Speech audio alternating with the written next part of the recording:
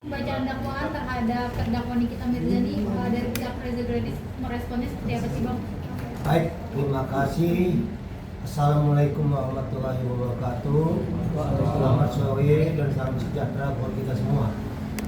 Pertama-tama kita mengucapkan puji syukur kepada Tuhan bahwa sidang pidana pembacaan dakwaan tadi telah dilaksanakan di Pengadilan Negeri Jakarta Selatan. Untuk itu mungkin kita semua rekan-rekan media telah melihat bagaimana jalannya persidangan tadi. Menyangkut masalah hal-hal menyangkut masalah pidananya, kami persilahkan bahkan kami Zulkifli untuk menjelaskannya. Silakan. Baik ya, terima kasih pada rekan media. Jadi tadi pagi jam 10 mulai ya. Acara materi adalah dakwaan terhadap Nikita Mirzani sebagai terdakwa dan Ismail Marzuki sebagai terdakwa. Kemudian di dalam persidangan tadi memang kami tidak hadir, tapi kami tetap memonitor. Intinya dakwaan yang dibacakan oleh jaksa penuntut umum itu sesuai dengan ajas pasal 143 ayat 2 KUHP bahwa dakwaan itu bersifat cermat, ya, kemudian jelas dan lengkap. Nah, 3 unsur ini harus ada di dalam dakwaan itu.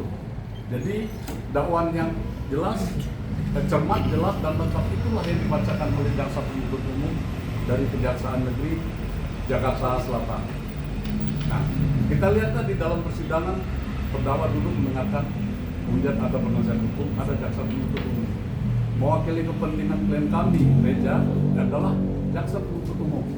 Nah, dakwaan yang akan dipaparkan nantinya, dakwaan yang akan dipaparkan tadi adalah uraian unsur dari perbuatan yang dilakukan oleh kedua terdakwa tadi. Semua diuraikan, itu adalah hasil dari penyidikan dari polisi, mulai dari penyidikan, kemudian barang bukti, saksi. Nah, itu semua disebutkan nama-nama jelas siapa-siapa yang terkait dalam perkara itu. Kemudian bagaimana perbuatannya jelas. Kita lihat tadi ada pasal berlapis ya. Pertama pasal ke-1 tuntutan tentang ITE. Kemudian kedua berkaitan dengan pencemaran pasal 369 ayat 1. Ketiga dan itu mengikut, maksudnya mengikut adalah TPPU. Jadi 3 dakwaan, 2 berlapis, 1 TPPU itu sudah jelas dan kami yakini itulah fakta perbuatan yang dilakukan oleh kedua terdakwa tadi, sehingga hakim pun mendengar apa yang dibacakan oleh jaksa penuntut umum. Itu aja mungkin yang bisa disampaikan. Bang, di dalam persidangan juga tadi nih kita mengatakan bahwa banyak yang dimanipulatif, contohnya rekaman yang dipotong-potong. Menanggapi hal itu mungkin gimana Bang? Iya, bunyi unsur dari 143 ayat 2 KUHP itu adalah cermat, jelas dan lengkap. Nah, lengkap itulah. Jadi kalau semua diuraikan ya mungkin tidak lagi ada cermatnya tadi, tidak masuk. Tapi itu 3 unsur tadi sehingga bukan terpotong-potong. Nanti di dalam pembuktian akan kelihatan, terurai, terbuka. Mungkin klien kami akan menguraikan bagaimana sih mendapatkan mendapatkan kata-kata itu. Dan ada bukti, mungkin akan dibuka nanti melalui media atau melalui bahasa dari isi apa yang jadi dalam uraian dari rekaman itu akan terbuka semua. Jadi nggak ada yang terpotong-potong. Kalau menurut kami itu. Dalam dakwaan tiba-tiba ada pasal yang berbeda. Ternyata ini dakwaannya pasal pencemaran nama baik. Pasal pencemaran nama baik. Iya. Nggak ada ya tadi. Nah, intinya gini ya. Hasil dari penyidikan itu semua akan tertuang oleh jaksa penuntut umum.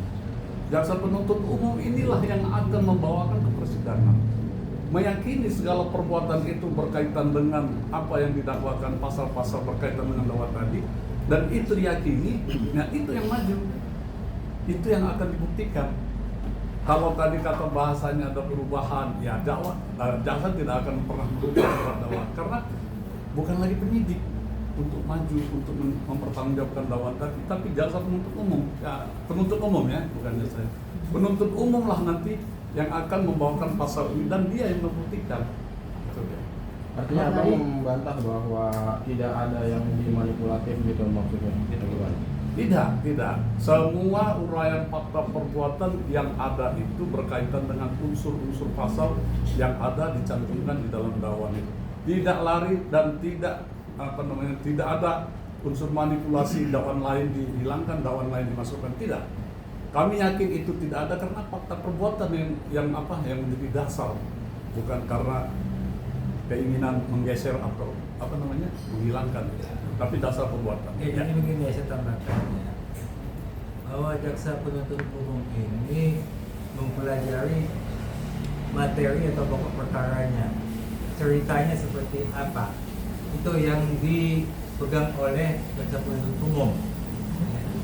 Materi perkara inilah yang disusun seperti apa susunannya, riwayatnya. Kemudian pasal apa yang betul-betul mengena kepada perbuatan itu. Ya, tadi dikatakan ganti-ganti pasal. Ini bukan masalah ganti-ganti pasal, bukan ganti-ganti pasal. Pada saat pelapor membuat laporannya, itu kan ceritanya hanya singkat.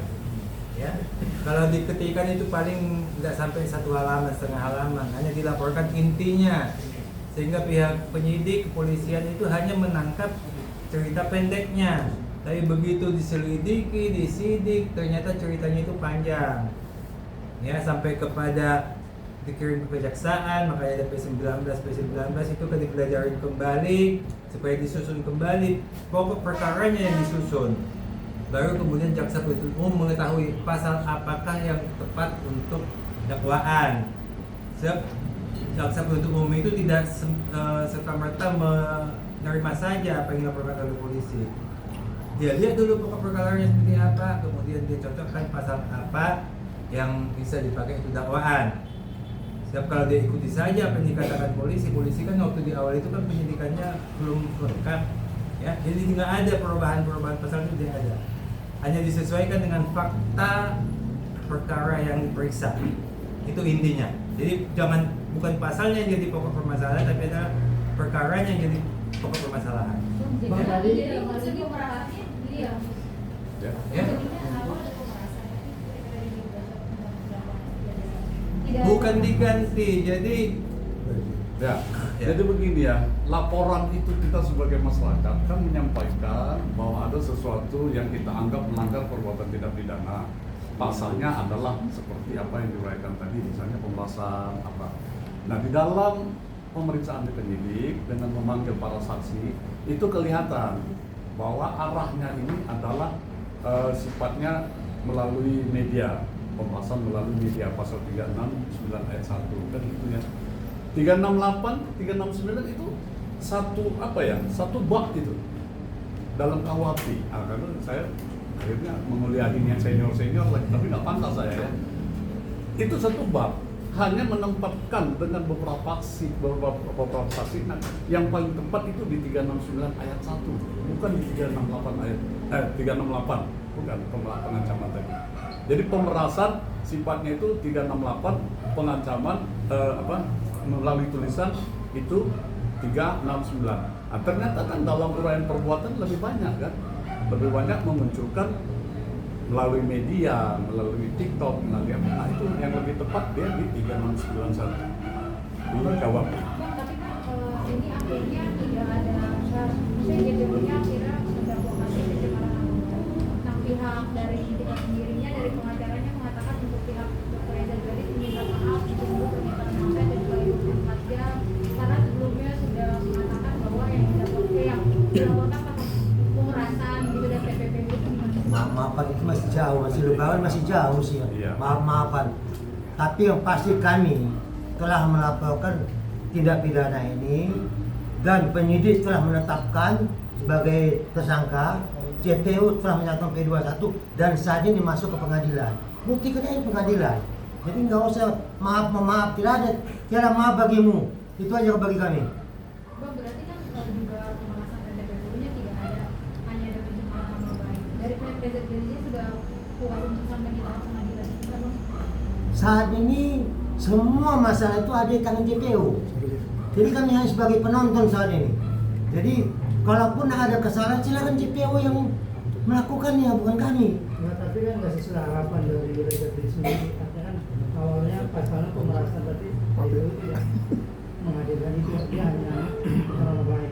Tetap ada pembahasan 369 itu pembahasan. Dengan tulisan. 369 KUHP itu pembahasan. Hanya tadi 368 oleh penyidik berdasarkan wewenang JPU. JPU punya hak untuk menyesuaikan pasal apa yang tepat di sini.